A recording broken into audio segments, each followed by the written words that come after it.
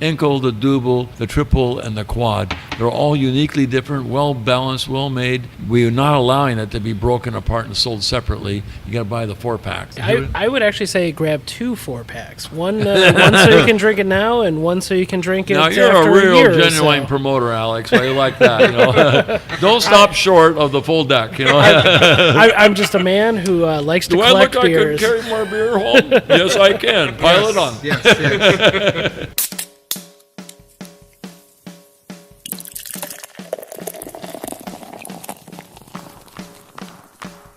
Cheers.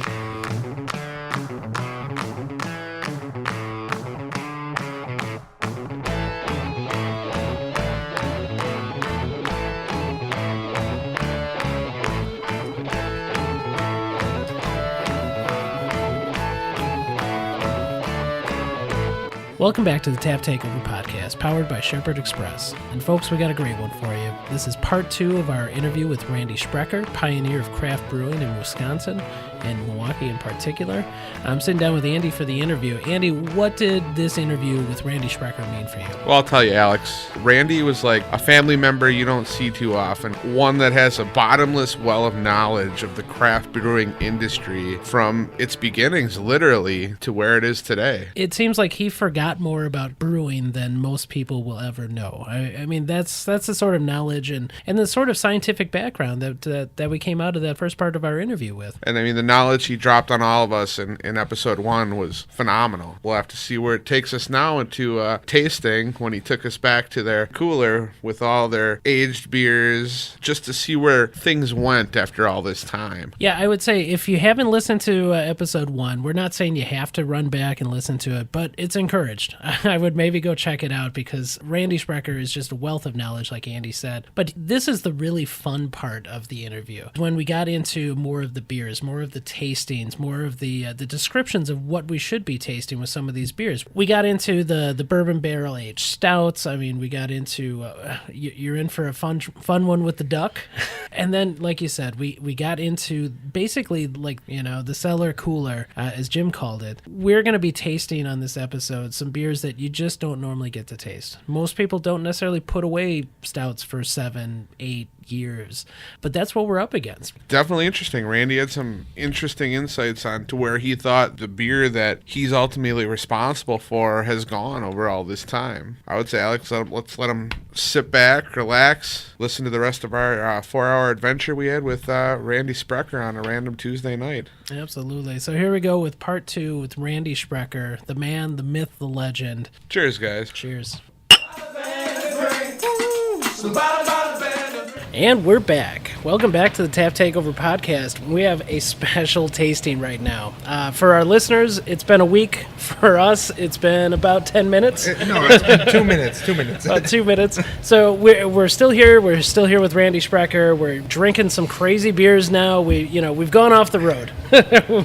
we're getting into some of the fun stuff. So yeah, I think we can do a mix here of what's left. IPA, which is a British style. The Abbey Triple, which is the biggest growth item we have this year. Oh, the Magnum PA for you hop guys. Magnum hops. We're all big We're hop all guys. hop guys. Yeah. So let's talk about the first one. Yeah, so we talked about this one earlier. This was the Czar Brew. So this is the bourbon barrel aged Imperial Stout. What are you guys tasting compared to some of the other Imperial Stouts that we've had on the program?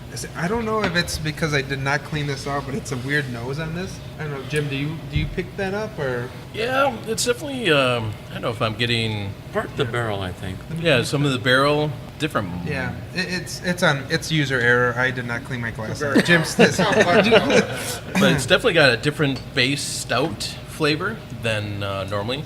To me, the barrel's not overpowering, but you get it. Still in there. It's definitely there. Yeah, Jesus was drinking the apple pie out of that glass. Oh, yeah. Also delicious, but apple much flavored. different. Your Czar Brew is very much like an apple. It's weird.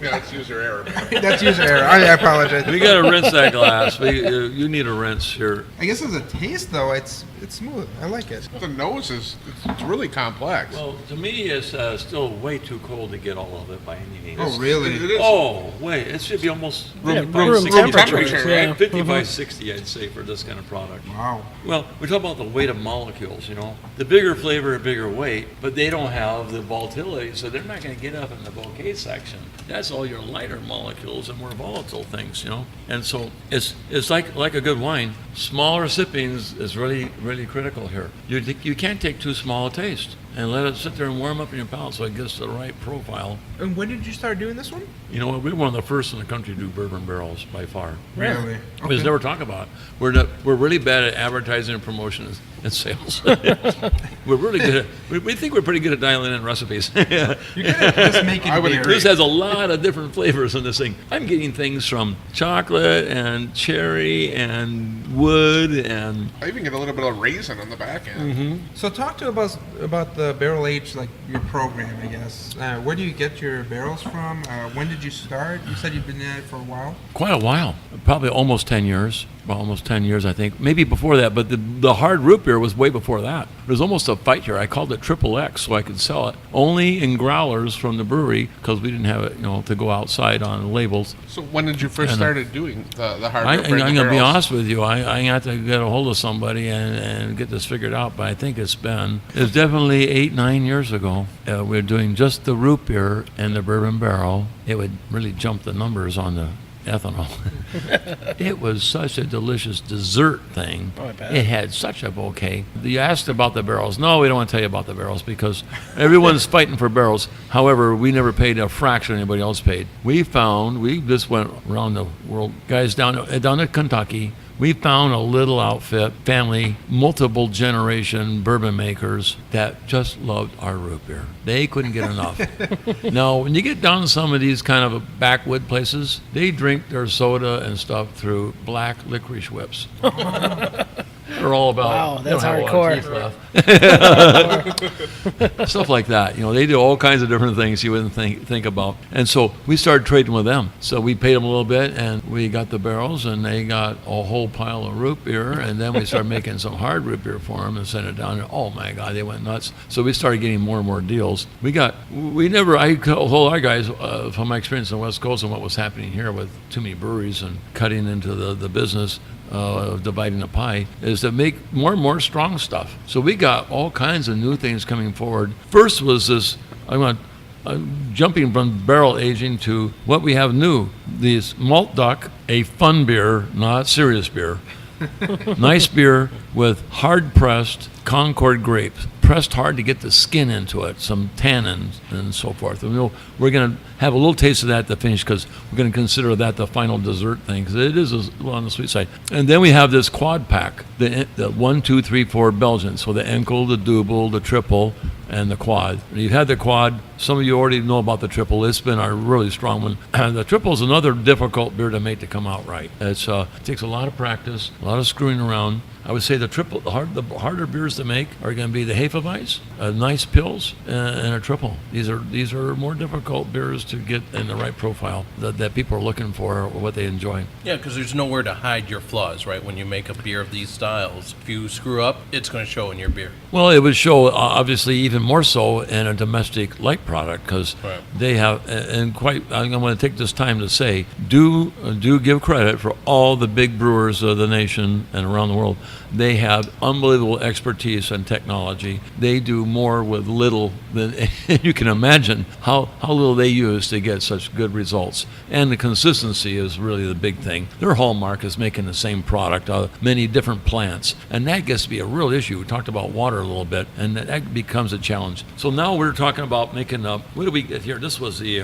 Well, before we move on to amber, I just want to talk about the bourbon or the Yeah, barrel aged. So you were one of the first ones, but are you keeping up with kind of the other breweries out there? Are there any favorites that you have? Have you tried any other ones? Well, it's all about balance to me. I don't like them if they're too oaky, too bourbony, or out of balance. They got to be smooth on the palate, and every component you can taste it like levels. Ding, ding, ding, ding. You get caramel. As I said before, Craig and his gang gang, our head brewmaster, they decided they want to go to 2 years, full 2 years aging in the barrel. So we had to start staggering and adding more barrels because it doesn't come out every year. We got to have another batch coming forward. I like it like 9 months, maybe maximum a year. However, you get used to these, and it really has flavors like sipping, not port wine, but in that genre of being all kinds of different things in this. Everyone would probably come up with a different term of what they thought were the 2 or 3 most important flavors in this. It moves around a little bit. You actually sometimes can get a little fruit, a strong, like a really rich, dark fruit, Yeah, definitely dark fruit, like on the plum raisin and, kind of level. Yeah, plum. Dates. No, it's really tasty. It is a room temperature beer. Since that warmed Absolutely. up, it was just Oh, yeah, no, it's starting to open up. phenomenal. It's finally opens getting up, there. yeah. Yep, it's getting That there. kind of dances on the tongue a little bit with the strength. We're talking 10 to 11.5, 10, 11%. Yeah, even at that ABV though, there's not the hotness that you get in some of these. Actually, Russian Imperial 11.9 on the bottle. Okay, 11.9. 11.9, so it's up there. So, for sure. yeah, it is. Yeah, that's one thing I do like about the stronger ones is that they should not have. Now, some people go, oh, I like that little burn of the alcohol. I'd rather that be aged long enough that it melts right into the rest of the flavors, you know. And it helps carry the flavor better, too, because that's more volatile and gets it up in the bouquet section here. Gosh, I'm just getting all kinds of things like, almost like, tar and... Yeah, it's on that like dark fruit, almost tobacco kind of level. Like a really. Some deep people wine. would get probably a little tobacco, a little cigar out of it, maybe. Yeah. I think when you said port wine, that's kind of on that same level. We've tasted Madeira a lot and of port these are highly beers. oxidized red wine, strong red wines, but boy, they can get some wonderful flavors going. It's like single malt Scotch, the best ones. You don't need to drink them; just keep and enjoying that unbelievable bouquets. So we had that one. Now I like the amber, not ice cold, also. So you get the maltiness and a little touch of the fruit from fermentation, the fermentation byproduct, a little fruity ester in there. Yeah, I wanted to talk about the amber. You definitely brought it up when we asked you to take over our taps on the Tap Takeover podcast as one of those beers to tell your story, and it really is. It's become a flagship beer for you. It's got to be one of your biggest sellers. It's one of the biggest sellers. Black and triple are real close to it now. Yeah, the amber has been a long time our biggest seller. Has that kind of mild bitterness in the backside, the finish with the hops. It's definitely on the caramel, roasty, toasty, and then a little bit of fruit bouquet from the fermentation, finishing with a little mild lingering bitterness there. Yeah, and at only 5%, super drinkable, nice summer beer as we're getting into it. Yeah, it's absolutely a great patio pounder. Well, I think that's a good segue into summer beer aspect of your.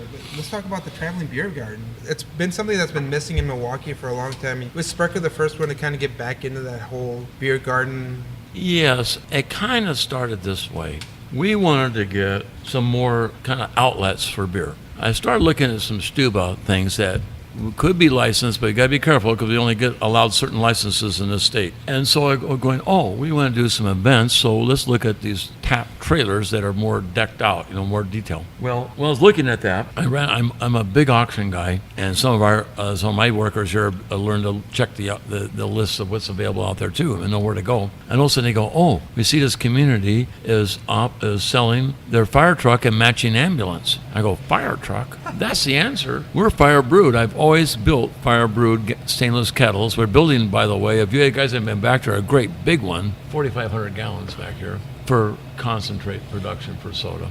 I go, I've always done fire brewing with the kettles, so a fire truck makes perfect sense with a matching ambulance. Now, Jeff Hamilton, our president, he'd been with us he's almost 12 years, around 12 years. He started getting the idea. He was talking to the county and said, we're wanting to develop this, these ambulances. So we actually have maybe at least 4 now, and we're working on another one because we got outside communities want to use these for fundraisers. You can imagine going to the community to raise money, and we let the fire department, the firemen become your bartenders to raise money for the fire department and the police people, the police department, for the community, and that's a good way to do it, is taking the 40-foot shipping containers and cutting it up. We got it all blueprinted, everything. We did total engineer drawings to meet code in most any place you could in the United States, and convert these into portable bars that lift up windows and all this stuff around in a container. So it's all ready to go like a mobile home. All you do is run sewer, water, gas if you need it, and plop it down and hook it up. We're getting ready to do this at some guy's big athletic yard. Well, yeah, I actually We heard about just that,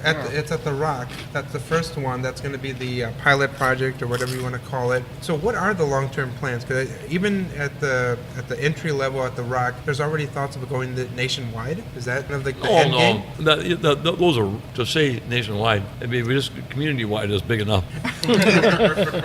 we might go other places who desire this item to be at their facility. The thing about it is that once you manufacture these and get it down, you just pop them out as they're fully, all the equipment and everything. You just go to a site and plop it down and plug it in, and you're ready to have a full bar with full features if you want. Wash sink, we could have a bathroom on it. They're already designing one. They'll fit on top of the other with a little stairway cut through to go to the top, and you can party on top or party out front. That's awesome. So out in California, is there any possibility of a second location out there? Not for brewing. We do, mind you, I brew up sodas in concentrate, and then we reconstitute. This is so I don't have to have so many big tanks around here for all this stuff. We make it fivefold. So your root beer concentrate, which we sell bag in a box all over the place to vendors that have post-mix systems. So we send it out there. All I do out there is make up concentrate into draft. We have a pretty big root beer draft market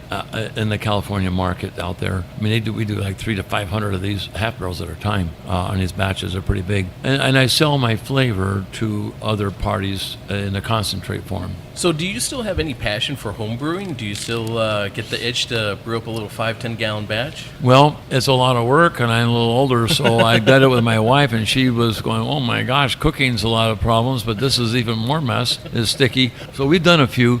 More often, though, I'm thinking about what we can do to complex certain profiles, Work with Craig. He's just done a marvelous job. Like this Pils. This Pils is hard to make come out that kind of balance and malt and all those flavors. Now we're just opening a malt duck. This is fun beer, not serious beer. This is not for serious beer drinkers. So before we get to try the malt duck, you had an article that you did with the founder of Bell's a couple years ago, where you stated that you challenge your people to forecast it on a 2-year plan with what will be popular. So what does this plan currently look like for Sprecher? Well, guess what? That plan has become it's like looking into a bank of fog.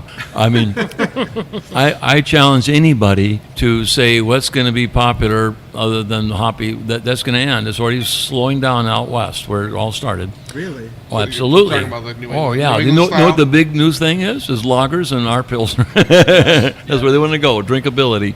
Some of those got to be a little out of balance, by the way. I don't like all the IPs that are being produced. Some are just too overboard one way or the other. Now, this is not like for tasting. This is for slamming. You're just drinking and trying to get the finish of This is definitely fun beer. Malt Duck is a registered product yesteryear. It fell out of favor. People here used to have it in this market. It actually, for a little while, I think it was made up in La Crosse. It went out and it's gone.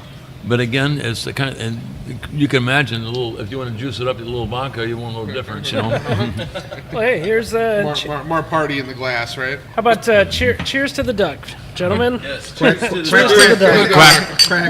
Quack. Who did that? Was that you, Randy? yeah. Nice. I do a good duck call.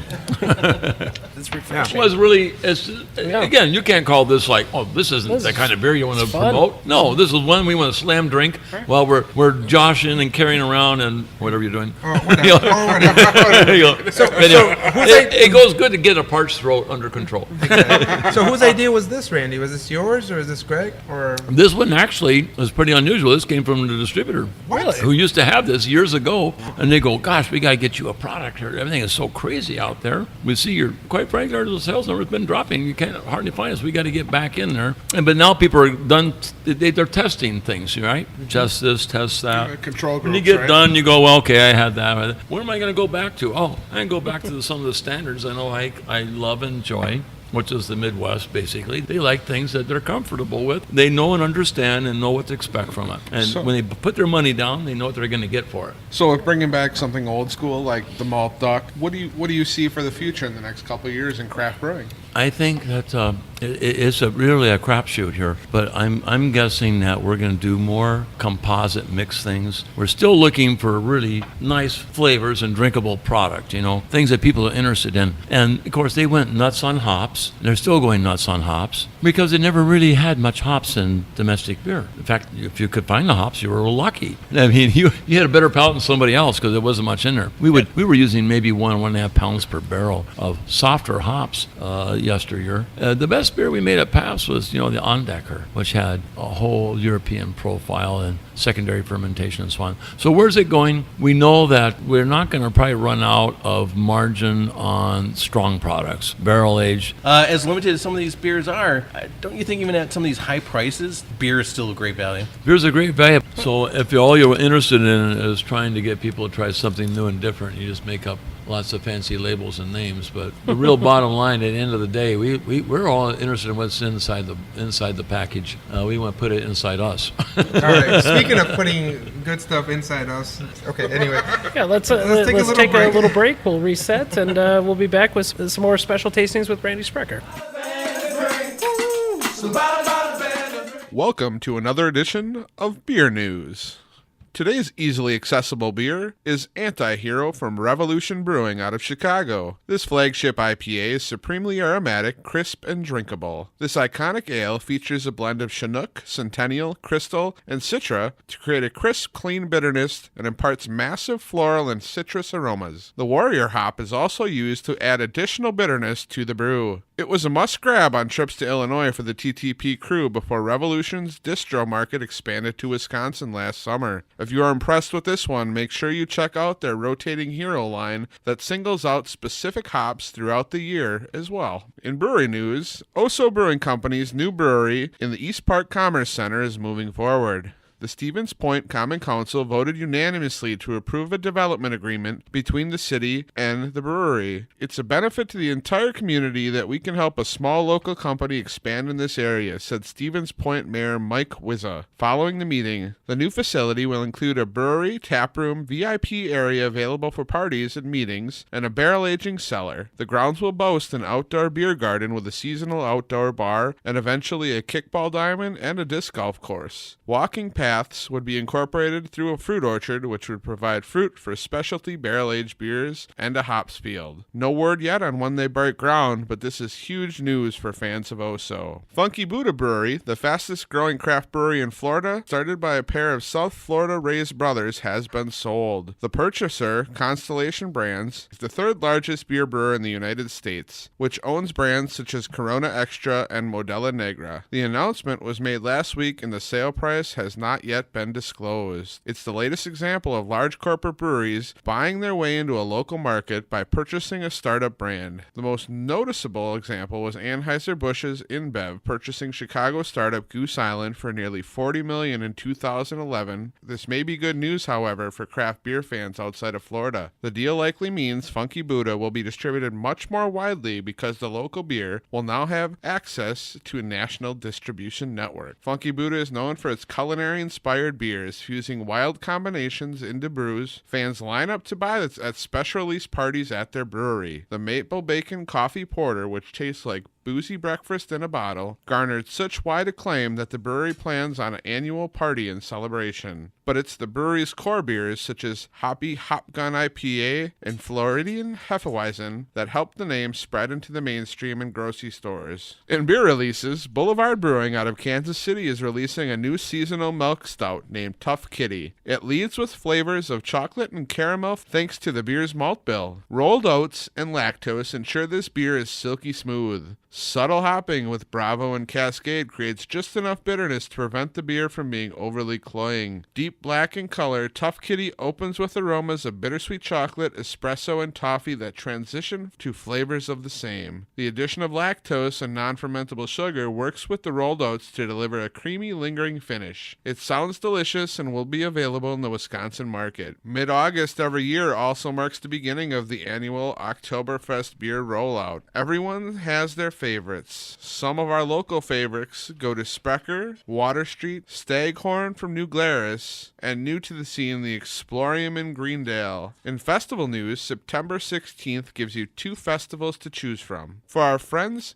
to the north, beautiful Door County hosts the Egg Harbor Ale Fest. Enjoy craft beers from 40 different brewers. There will be more than 100 different craft beers to sample. Bring your friends for a fun day of tasting and sampling. The event runs from 1 to 5 with early admission available to VIP guests at noon. And for our friends to the south, Racine has its annual Great Lakes Brew Fest at the Racine Zoo. It's their 12th year, and it features unlimited sampling of more than 250 craft beers and sodas from nearly 100 brewers on the beautiful shores of Lake Michigan. All paid attendees will receive a souvenir tasting glass. There will also be food served by local restaurants that will be available for purchase. This festival also features live music, including performances by the world-renowned Kilty's Drum and Bugle Corps, and has an awesome selection of home brews. September 29th, Ale Asylum in Madison has its annual Ferment and Descent Imperial Stout Festival. $25 ticket gets you a live performance by Reverend Horton Heat, a commemorative 16-ounce logo glass, a 6-ounce sample pour of each Imperial Stout, access to one-of-a-kind aged releases and vertical tastings, and free perks throughout the festival. And this has been Beer News. All right, thanks for the beer news, Andy. Always awesome. And we are back from one of the coolest places I've seen. Well, actually, figuratively and literally. We are just back from the Sprecher. What are we going to call this, Jimbo? I would say cellar cooler. And what did we bring back? Give us a rundown here. We have, my eyes are still bugging out here, so you have to forgive me. It's just amazing. This what is we like got here Indiana right now. Jones returning from the cave with the Holy Grail. It was almost actually like the warehouse slay a at the dragon end. to get in there. That little dragon was kind of tough. The dragon was a sucker, yeah. Randy has been so generous with us in this episode. We're going to be starting off here with a 2010 Belgian-style Duppel, and then we're on to a 2014 Doppelbock, and then some real treats here, just to make every listener jealous. Two different years of the Imperial Stout. Yes, 2 different years. So we have an 07 and then 2014 RIS, and to wrap it up, a 2014 Generation Porter. Okay, So well, everything's about 3 years or more. well, let's get started here. Well, let's start with this one. What were your impressions that you think you're not very high on this one, right? Expectations aren't very high. I think we're worried This about is this so one, old. yeah. This isn't a Belgian type that is known to hold up a long time. Mm-hmm. You know, by the way, everyone talks about German Pilsners and stuff, but they have soft, delicate pills in Belgium. No one talks about the Belgian pills. The pills could be some of the finest things they make. What are you thinking we're going to get here? You're not very high on this. I'm thinking it's going to be kind of flabby, soft, flat, no real big bouquet, no real big malt taste. Yeah, well, maybe some malt taste. We're because it's that old. 7 years But down the it's line gonna on a lose all double. of its freshness of fruit bouquet. Oh, this beer was just terrific. This is when I told you I had the wild runaway fermentation. It was probably the finest we've ever had. Well, it smells good. But that's still, you never know if it's been kept cold the whole time in pasture. Right? It's not bad. Yeah, so even though we're big fans of aging beers here on the Tap Takeover Podcast, we do always have disclaimers. It's got to be a strong ABV beer or a wild sour ale that really needs to age. We recommend fresh beers get drunk fresh when they need to be. Yeah. Happy beers, drink. What is the ABV on this one, Jim? What according to the bottle? 6.5, I think. 6.5. Okay, so yeah, it's well under where you would typically age a beer, but honestly, it hasn't gone over. It's not terrible. To me, It's not it's terrible. lovely. It I'm has sure it's not nothing where fresh about it. I'm It's sure it's not not It's where terrible. kind it of was. flat on the palate. Yeah. But it has. I've had home brews and some other craft brews that weren't as good as this. So you can tell it had a real nice structure underneath because it's still got kind of a balance going, even though it's kind of lost its bouquet. It's lost its peak malt characters. You don't get any toastiness. A double should have, a lighter chocolate, some nice medium toast character, and I mean toast like the bread, And then when you get over to the burnt toast, you get those. It's quite different. So there's definitely some aged notes on here. You get a little papery cardboard flavoring from being a little. Yeah, it's a little acid soft run. in the middle and stuff. It is quite old, of course. Yeah, so it's what we decided, 7 years old or something. 7 years. Yeah. For 7 years old with that low ABV. Oh it's no! not I all the mean, way gone, if you though. didn't have any other beer, you'd be drinking it. No, it's interesting to taste the remnants that you used to have. You know, having Yeah. tried the double tonight and trying this older version of it, I bet this was really something when This when she Double, when young. I was young, though, it was way thinner body, way bigger bouquet, not as big an aftertaste. This other one, it's just come around the corner to me. It wasn't that good last week. Has a much more malty profile, but it does still have the little Belgian accents that you expect from the culture. And our current Double, this old one, 7 years old, you know, it's not, like I said, it's not something you go, oh, I can't drink it, I'm going to throw it out. You go, well, if there's nothing else, I'm going to still be able to drink it. I might put it with Gouda, maybe with a Gouda cheese. A smoked Gouda to me, and this might be okay. Andy, what do you think? So I think it's not bad. It's fallen off a bit. Oh, you can tell. What I would really like to know is, what do you think is the perfect age for one of your Doubles? A Double doesn't have to be that old. I would think 6 to 9 months. But depending on how you make it, it may not fall into place for your palate and senses until a little bit older. Generally, I think 6 to 9 months is plenty. Something like the Quad, the 12, I mean, that to me is just not even close to being the right spot under a year old. It has to be over a year. So before we move on to the next one, you actually, like you said, you weren't positive on this one. How often do you keep beer back there? I mean, it's obviously been sitting there for a while. Was that intentional? Or? Some portions of what you saw back there, there was a pallet over next to it mixed too, as well as that lockup. And some of them, not a lot, are from distributors that have either gone out of business or don't carry us anymore, and they got stuff in there. Hey, we got some old your beer we didn't sell. Well, you paid for it. Well, you're going to pick it up, so whoever drives back around with it might pick it up, and it comes back here. Some of these things are really old. They definitely came out of someone's cellar or their cooler who no longer carry the product or whatever. Oh, the Doppelbock. How come it's almost empty? And You guys started down there? It's going all the way down, yeah. I thought you just opened it. So we're getting into our next one here. Doppelbock to me should be able to cut it, because as you get older, more oxidized products, you lose the fruit bouquet, but you pick up more and more maltiness. Well, Doppelbock's already a big malt to begin with. Jimbo, give us the year and what your impressions of this one. Okay, so this is 2014. We've got a 3-year-old Doppelbock, 7.5%. It's got still plenty of malt backbone, but again, under the 8% recommendation as a minimum for aging beers. So we are starting to see a touch of oxidation on the nose, but I think the malt still comes through. You still get a lot of that double bock flavoring on the palate. Man, there's not much on that nose, huh? Well, it's getting into the dark I think it's fruit too weak. I area. don't have that much Doppelbock. This one is so wore down. But I got to admit that I've had some much older than this that held up. The malts are there in that one. No, the other thing about the beers, of course, is unless we have a real clear idea of where it's been and who had it, was it out? Did it try to get delivered and was in a case box sitting on the sidewalk in the sun for? Oh, and they go, hey, that's not my order. Put it back on the truck. Oh, then it came back here, and then a couple years later, it ends back here with us. This is 3 years old, and so to me, they should hold up that long. This one to me is a mess. It's not. To me, it's as wore out as the Double, which has many more years on it. So we'll move along. All right. We've had some of these have been absolutely exquisite. Yeah, and light is always a factor too. It could have sat on a shelf, taken in a lot of light. Like a good for barley years. wine, Yeah. it's really smart. Cold, still, and dark is the whole key for aging, but it's really smart to dip these in wax. So it cannot get any more oxygen, and it can only degrade to a certain extent. So what are your impressions on the wax? We've had varying, like, whether it's just Wanna start? aesthetic or it doesn't do anything. What do you think it does it? Absolutely. Oh yeah. Absolutely good for keeping the oxygen out of a beer. The whole thing is migration to the cap, through the little porosity. The oxygen can move through the sealing material in the cap. That's why they have caps that have antioxidants added to them that would slowly try to take any oxygen that was included in the bottling process. I got to admit, in the past, we pulled out a lot of these old things and thought they were hanging in there pretty good. I think most of these are kind of a misses. Well, The first two. get The first to- two. let's get to- I think the first two were the lighter beers, so Do you have my they phone? had the least chance of being Oh, absolutely. as good, you know. But you never know. No, Dopo to me should make it. We've had Dopos very old, and they've been fine, 4, 5, 6 years old. Sure.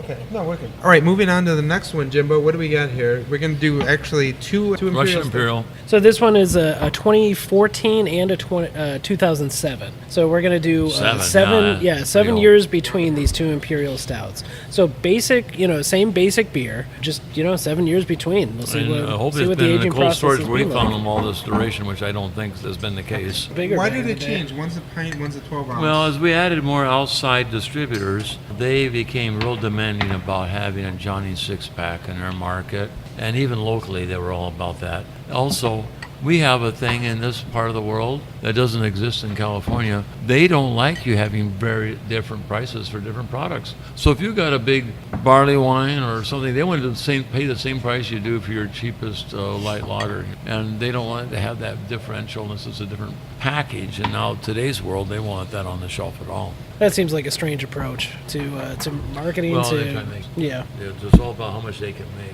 Well, here's the 07, and that's the 14. So, Jim, what are your first impressions if you tried both? So surprisingly, the 07, the head on the 07 is really held up. While on the 2014, the head had dissipated much more quickly. So I don't know if there was It might be the glass. No, I think Andy's Yeah, got a much bigger head on the 07, right? No, I've got a bigger head on the 14 than the 7. Well, I can tell. I guess the difference for me is between 14 and 7. I think 14 is smokier, 7 is smoother. That's the big difference for me. I don't know. I definitely get a touch of smoke on there. Yeah, Yeah, they're, the they're 14, both yeah. smoky. Yeah, they But I both think got a touch of smoke. 14 is more than 7. I don't know. What do you think, Andy? Ooh, these are big boys. Sorry, I didn't mean to The cut you middle off. of Andy. a These are Russian big Imperial boys. Stout generally has a, if not licorice root. Licorice root is quite different than licorice made candy. I'm not getting any of that component, and we usually pick up a little of that still. It lasts a long time in a product like this. I think they're both almost equivalent, despite being 7 years apart. It's not much difference, honestly, because we've had tastings where we have something 2 years old, and you can tell the booziness. It's just so different. It's sweeter, less boozy. This is the 07, and I got to admit that I wouldn't call it Russian Imperial Stout too much anymore, but it's still a pretty nice beer. It's pretty nice dark lager, or dark ale here. I would say the 14 is drier. There's a drier aspect to the 14, and there may be a hop addition or something that's still kind of No. hanging around. So I do get a little finish of a little, I don't want to call it tartness, but almost like a tartness in the finish. A little more bitterness still lingering that's not in the 7, softened a lot more. But we still have a couple more. You know what? I have an expectation for the Generation Porter. Oh, okay. And what that do you ex- think? yeah. I think with our the thing is, you have to have some experience with these things. And we've had some old ones before, very old. Is that the tart raz we put in that with cocoa? I expect that Generation Porter. I expect that raz to be jumping way up, and when it went way down and it comes back. It's happened with the tart cherry and the Creek Lambic. It was totally dry, and today it's got a big cherry. Has that got some pretty fruit? Has that got fruit in it still? There is huge fruit in this right now. It's amazing how it comes back fruit after it goes totally dry. And look how old it is. It's really kind of goofy how that works. I was trying to explain it to myself. What oxidative process or Oh, wow. Smell, yeah, Oh, you can- wow. the smell is just intense. Goofy on the nose, really intense. So what, Jim? What is the year on this one? So this is a 2014, 3 years old. Again, below our generally recommended ABV for aging a beer. But for this, it's given the adjuncts added by Randy, the fruit is really coming through on this. they go. Oh boy. They start going drier and drier, and then all of a sudden I find that they come back the other way. Yeah, that's super fruity, but like in a really pleasing way. Well, I really get the acid of a tart raz in this. Is really coming through, the acid part. And I think it's maybe the acid was help preserve the fruit character, because the fruit character is all fruit. It's a balance between sugar and acid, changes as the fruit ripens. What are you smelling, Andy? It's like Cherry tartness on the nose. That's exactly what I'm It's getting like from a it. tart, sour cherry. yes. and that has got a raz But I don't get that tartness on my tongue on your tongue. No. at all. No, it's really weird because it totally smells cherry, but then it tastes raspberry. Yeah, that's odd. it really It's a curveball. Yeah, it throws your tongue off a little Oh, bit. here it comes. Get rid of a high pitch. Oh, it dropped onto my knees. Could there potentially be a touch of sourness going on that's enhancing the fruit? Just seems a little bit It like could be, but a- the sourness would have to be there initially. Our pastures, we have a flash unit that does awfully good. Oh, You know, okay. our long-term testing is that we don't have nothing grows in there. Yeah. You know? So if it's from lactobacillus or something, I'd say it's non-existent in that. Actually, that's another one though. If it wasn't if you didn't have any expectations for this product when it was fresh, you go, oh yeah, I can drink this one. This to me is going to go with some other things. You know what I'm thinking? Toast points with pate, liver pate. Yes. Oh, you're speaking my language, Randy. One question I actually have is going to tie from one piece of merch you have into one of our favorite festivals. One of my favorite shirts from you guys is Get Me a Firkin beer. And our favorite festival is Firkin Fest. What's some of the favorite Firkins that Sprecher has done? Oh, we've done a lot of Firkins. But you know what? I don't want to talk about the favorites. I'm going to talk about what Firkin is. Everyone is screwed up about what a Firkin is. The publican or the tavern owner yesteryear, or even currently in England, you get their beer delivered and they pull the side bung and they put their own addition in the beer. The addition could be a culture, it could be a fruit, it could be some stuff out of the garden, whatever. And then he lets it develop, and when he thinks it's what he wants to serve, he pulls up his flag, and when you're going home or whatever, you see the flag's up, oh, the Firkin's ready. Because like a growler or anything else, once you tap it, you don't screw around. You drink the whole damn It's thing. done, yeah. It's just going to go flat and go to shit. So that's what the Firkin is about the publican's addition and his handling of this. Now, certain ones became well known to be doing really nice work, and others just totally throw the dog in there and try to sell it. They go, oh, that lazy fart. And the other guys, oh, where did you get that? I got this special Dutch culture I added with this other hop. And again, when it comes around, it's ready to go, and the bouquet's right and everything, and the gas is up, boom, let's drink it. So you tap that thing and drink it. Now, the Traveling Beer Garden, we tap a modern, not a Firkin, it's a pin, 10, 11 gallons. And those are always fun. And we have a contest, always line them up, because everybody's there for their free beer. The county makes a free 11-gallon offering, 10 or 11, I think it is. And we see how fast we can empty it, which means everyone's getting along with your glass and your steins ready to go, because we don't put any on the ground. On the floor, ow. Well, I have a whole set of wooden kegs at Old World, Wisconsin. I loaned them some of my wooden German kegs. So it's a work in progress, but we're brewing outdoors, malting outdoors, all this stuff from the raw, and making beer like you did way back. They were talking about aging it. I go, aging it? I think as soon as it's fermented, you start drinking. We don't have any bacteria. I go, that's really hard to keep out. I suggest that's a false idea that there's nothing in it. But anyhow, that's going out there at Old World, Wisconsin, where we're going to start. They already started all this brewing process stuff and then sampling the beers later on and having guest beers as well. It's a little bit of a drive, but everything's being done, again, in 1850s format with outfits and everything. So it should be a lot of fun. You can always go there and take your good fresh beer. Enjoy it while they're working on the stuff that they put together. I believe that's the last of our beers here for this the special tasting with I Randy got to admit Sprecher. that I was not as impressed as I was hoping to be, because we've had these kind of aged things before and been overwhelmed by how much more flavor and bouquet we had, which was not the original, but still quite acceptable. These tended to be more on the flat side, although the Generation Porter still had all kinds of things going on. Other things to tell your friends and family out there who's listening about this Belgian quad that's out from Sprecher. Enkel, the double, the triple, and the quad. They're all uniquely different, well balanced, well made. We are not allowing it to be broken apart and sold separately. You got to buy the 4-pack. Go get the progression pack. A Belgian progression, yes. Actually, it's a lot of fun. and you agree. I think the Ankle is a great summer drinker, boy. Yes. You know, I would actually say grab 2 4-packs. One so you can drink it now, and one so you can drink it now after you're a real year or genuine so. promoter, Alex. I like that. You know, don't stop short of the full deck. You know. I'm just a man who likes to Do I collect look like I beers. can carry more beer home? Yes, I can. Pile it on. Yes.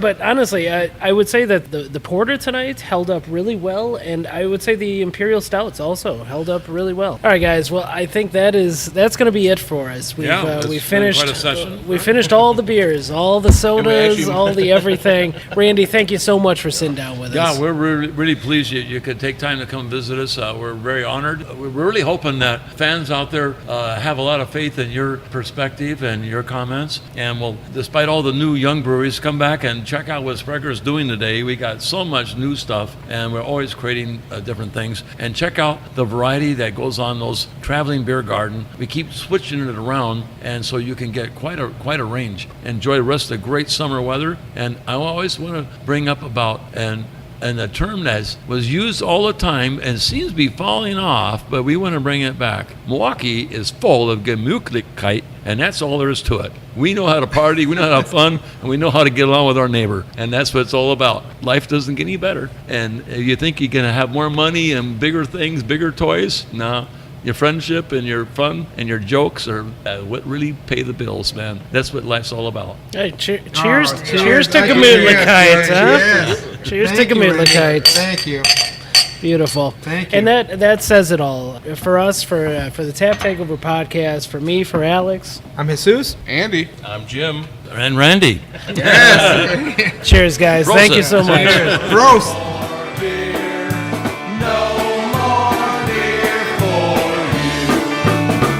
He said there's no